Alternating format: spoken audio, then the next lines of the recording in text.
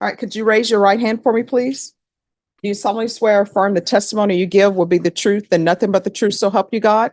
Yes, Your Honor. All right, you can lower your hand. Do you have any objection to this attorney standing in for Ms. Chacon? No, Your Honor.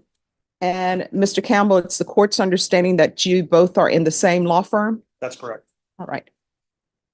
All right, in each cause number, you entered a plea of no contest to the offense of aggravated robbery. According to the plea bargain agreement, punishment is to be assessed at a cap of 10 years in the prison, a $1,500 fine, affirmative finding of a deadly weapon. The state is opposed to your application. The cases will run concurrent. They're taken in consideration 2023 CR 7392. And then there's to be restitution to Ginobili Villanueva, Ashley Villanueva, and Valentine Esquivel. Have both parties had a chance to review the PSI report, state? Yes, Your Honor. Defense? Yes, Judge. Any objections, state? No, Your Honor. Defense? No, Judge. Any witnesses, state? No, Your Honor. Just argument.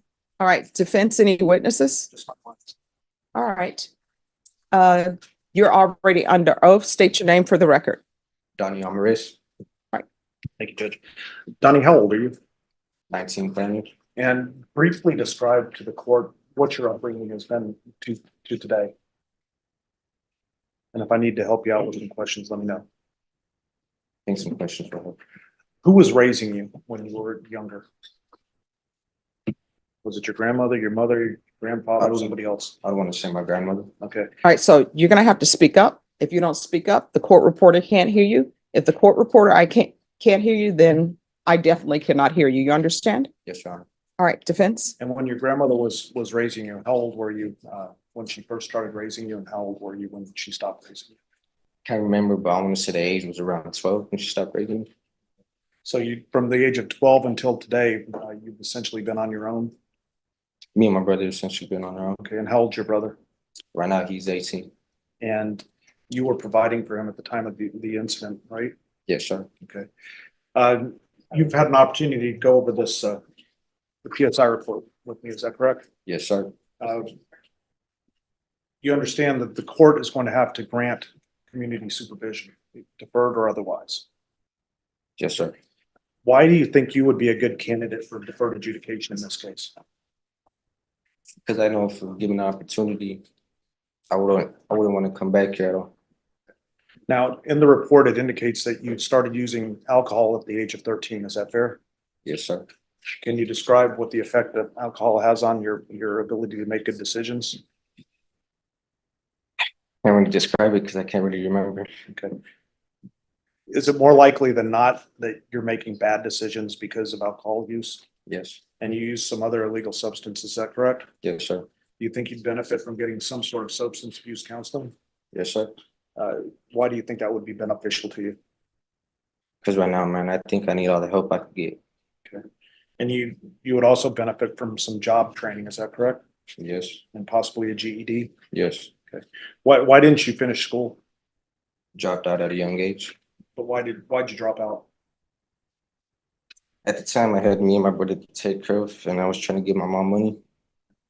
Now, in this report, it indicates that the reasons, there's a very specific reason that led to you being involved in this case. Is that correct? What was your occupation at that time? I was selling dope. And do you want to stop doing that? Yes, sir. One of the ways you can help do that is through the job education that can be provided in deferred adjudication. Yes, sir. You understand that this recommendation also says that you should go to SATF. You familiar with that? Yes. Okay. Do you think you would benefit from a pretty strict drug treatment program? Yes, sir. Are you asking the court to make that part of your deferred adjudication? Yes, sir. Thank you, I'll pass. All right, state. Your little brother's name is Danny, right? Danny. Danny. How old was he when this offense was committed? 18. Was he 18? Because he was sentenced as a juvenile. 17 at the time. Yeah. And in the PSI, you indicate that it was your idea to commit this crime, Yes. and that Danny only did it. Danny only did it because he loved you and he wanted to help you. Yes, sir. And you realize that there was a child that was in the home, right? At the time, I didn't realize it. But you're now aware that you pointed a gun at a child, a 3-year-old. Unfortunately, yes, I'm aware. And that the family, according to the PSI, what they said in their statements is that they no longer felt safe in their home and had to move because of what you did. Were you aware of that? No, I wasn't. Okay, so that is in the PSI. Nothing more from the state. Donnie, are you sorry for what happened the day you committed this crime? Yes, sir. Tell the court why you're sorry and what effect it's had on you, Why you're sorry and what effect it has had on you. I guess I would say I'm sorry because I don't think anybody should go through that type of incident. And if you'd known that the children were in the home or the child was in the home, would you have gone in there? No. What were your immediate thoughts at the time when you learned there was a child in the home? At the time, I didn't know there was a child at the home at all until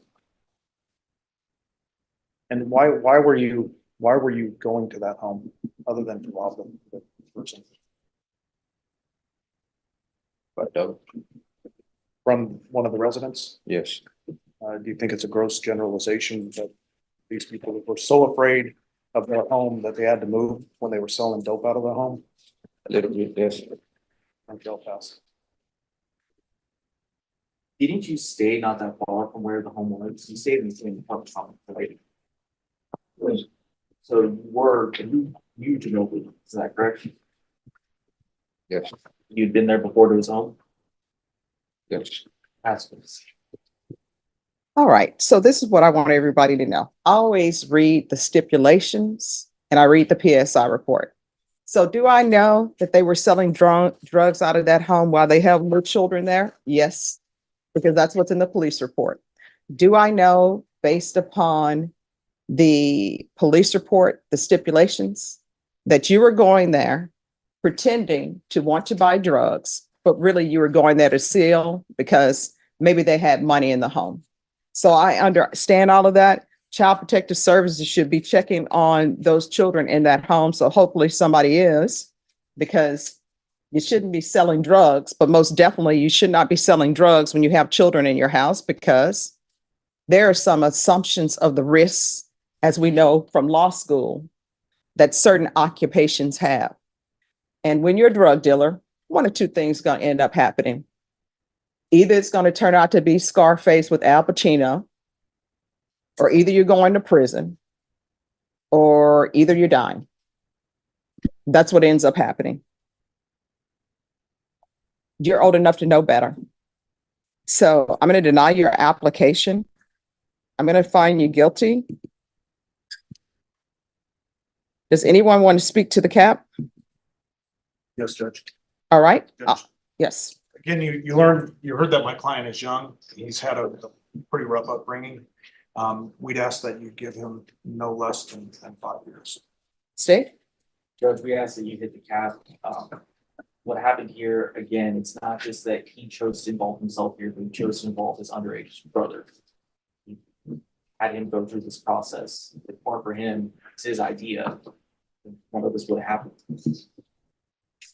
All right. Why are you involving, you're still under oath. Why are you involving your brother in this?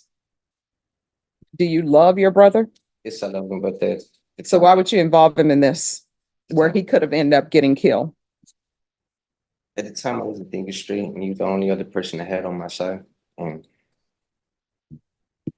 All right. This is what the court is going to do. In each cause number, the court is going to sentence you to 10 years in the prison, give you credit for any time served. Cause numbers will run concurrently. There's a $1,500 fine, time and money around concurrent. There's to be restitution and no contact with Ginobili Villanueva, Ashley Villanueva,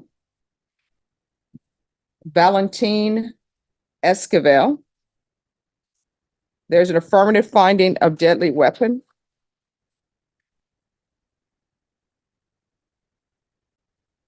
Is there anything else from either side with regards to sentencing? Okay.